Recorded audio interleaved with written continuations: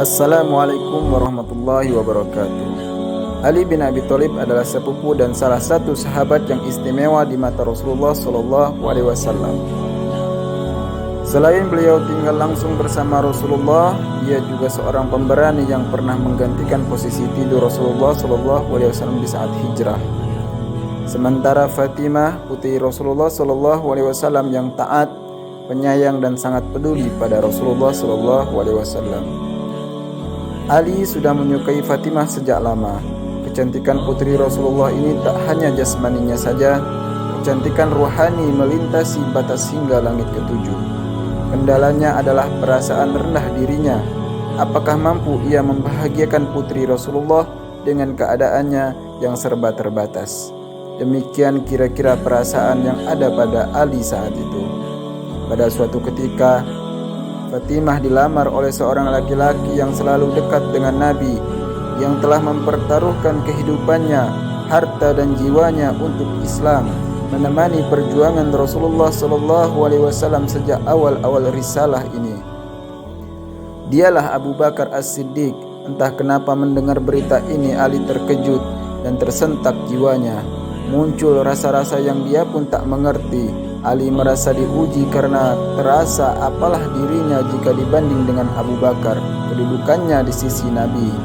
Ali merasa belum ada apa-apanya bila dibanding dengan perjuangannya dalam menyebarkan risalah Islam. Entah sudah berapa banyak tokoh-tokoh bangsawan dan saudagar Makkah yang masuk Islam karena sentuhan dakwahnya. Sebutlah Utsman, Abdurrahman bin Auf, Thalhah, Zubair, Sa'ad bin Abi Waqqas, Mus'ab.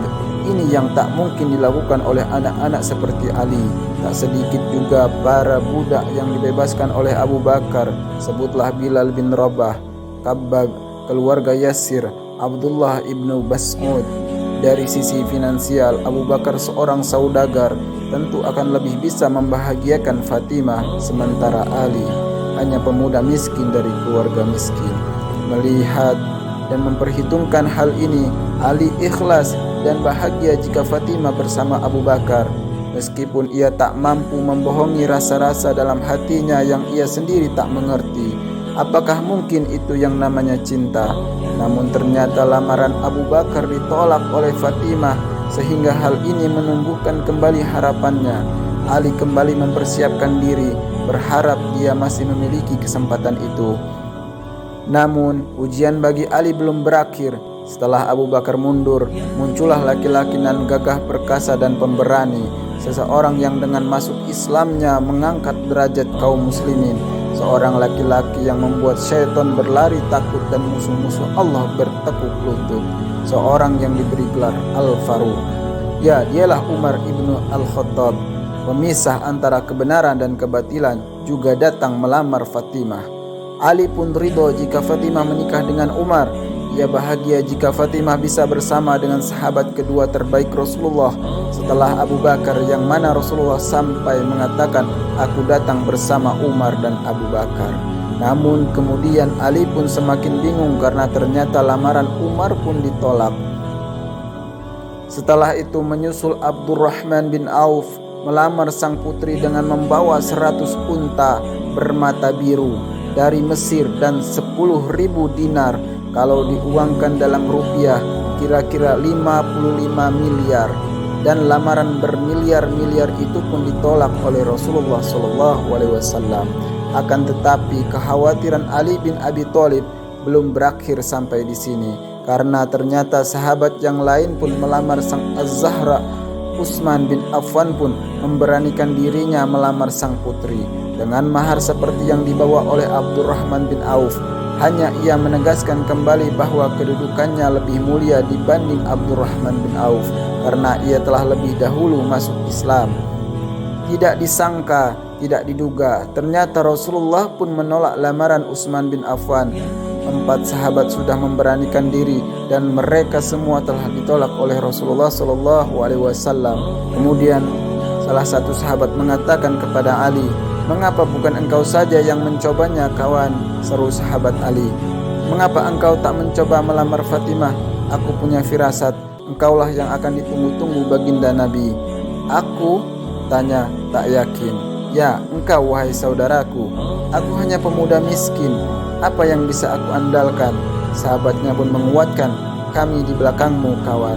Akhirnya Ali bin Abi Thalib pun memberanikan diri menjumpai Rasulullah SAW untuk menyampaikan maksud hatinya, meminang putri Nabi untuk jadi istrinya.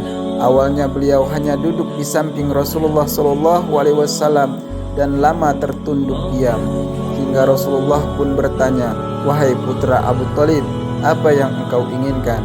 Sejenak Ali terdiam dan dengan suara bergetar ia pun menjawab, ya Rasulullah, aku hendak meminang Fatimah.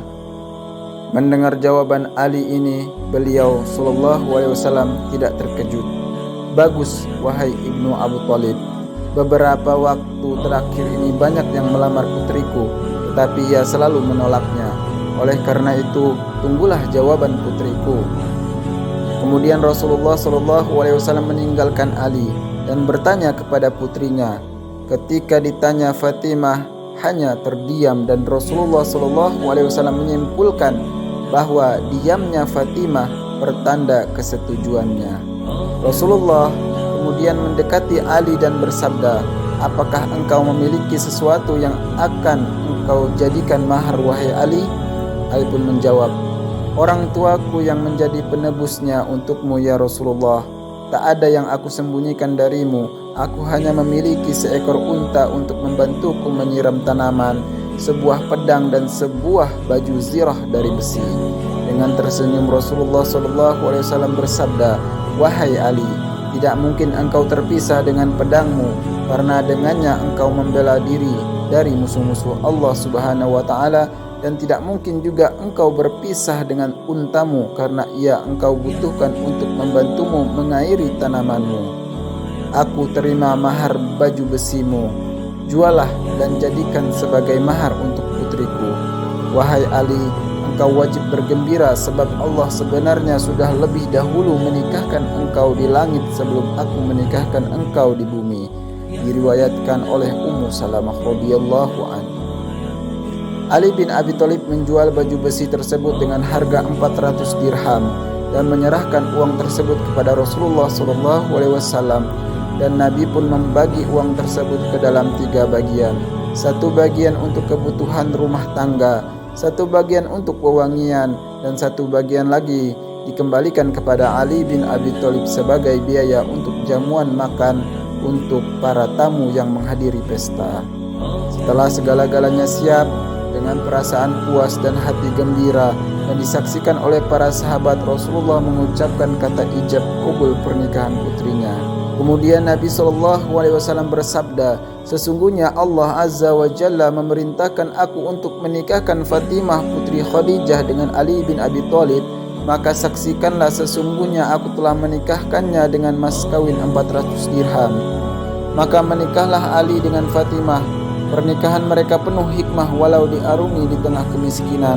Bahkan disebutkan oleh Rasulullah sangat terharu melihat tangan Fatimah yang kasar karena harus menepung gandum untuk membantu suaminya.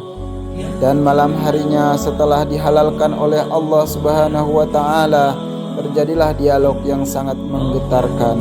Dalam suatu riwayat dikisahkan bahwa suatu hari setelah keduanya menikah, Fatimah berkata kepada Ali, maafkan aku, karena sebelum menikah denganmu, aku pernah satu kali merasakan jatuh cinta kepada seorang pemuda, dan aku ingin menikah dengannya.